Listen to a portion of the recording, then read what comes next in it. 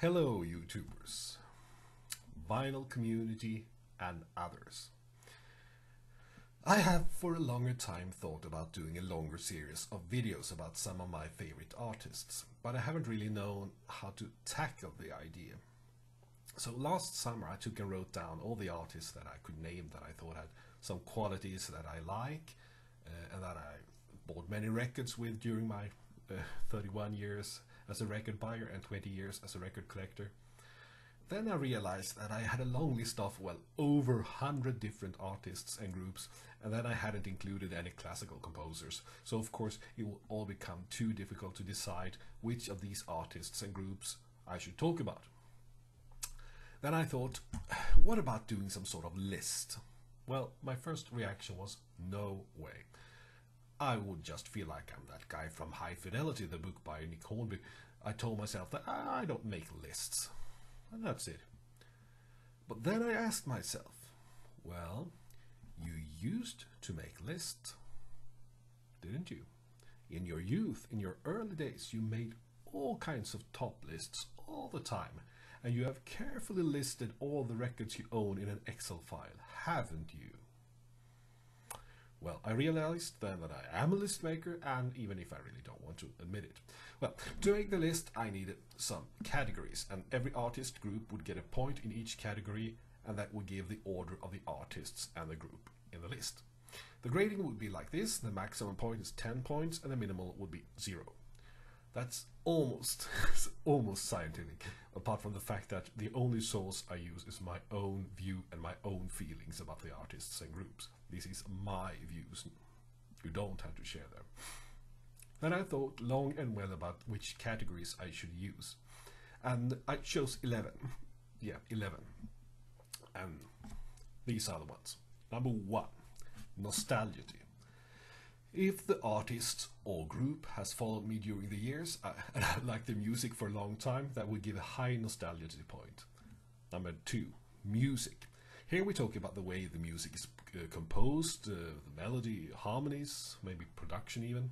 Well, number 3, lyrics. Well, I don't really have to explain that. Number 4, arrangement. The way the music is arranged. Higher and more thought through arrangements get a higher point. Number 5, songs. Well, that's the quality of the actual songs. Number 6, style and looks. Not very important, but I thought it would be good to throw in at least one shallow category. Right. Number 7, genre. What do I really think of the genre that the artist or group represents? Number 8, emotion. What does the music do to me emotionally? The higher level of emotions, the higher point. Number 9, reliability. If the artist or group is very reliable, it gets a higher point than if it mixes masterpieces with real crap. Number 10, voice instrument. Here we talk about the solo technical skills depending on whether the artist or group has a singer or an instrumentalist as the main soloist and how good they are. And finally, number 11, inspiration. Since I'm a hobby songwriter and I've been that for 27 years, I give a higher point to the artist group that has somewhat inspired me in my own songwriting. Yeah, that's it. 11 categories. Would this mix of categories and grade system lead to a list that I would say that describes how I would grade my favorite artists and groups? Well, first of all, I gave all the points this summer, so it would this summer that passed in 2014, so it would give a view on what I thought at that very moment. But all in all, I got a result that I found quite interesting, and that in some ways, well, surprised me.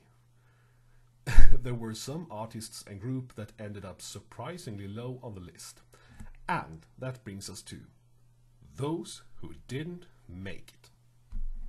Since I'm doing a top 50 list, there were many artists and groups that did make the top 50, and some of them did really surprise me. So I'm going to mention a couple of ones that I thought would have been qualified for the list but missed it. First of all, the real stunner, Bob Dylan. Are you retarded? No, Brian, I can assure you that I'm not retarded. Well, I'm just as amazed as you, especially since I have almost all his official albums recorded the last 52 years. He didn't manage to enter the top 50s. He just missed it. I started listening to Bob Dylan quite late. I was just before I turned 30. Well, in a month I will be 40. But that doesn't really explain everything, since there are other recent favorites that did make the list.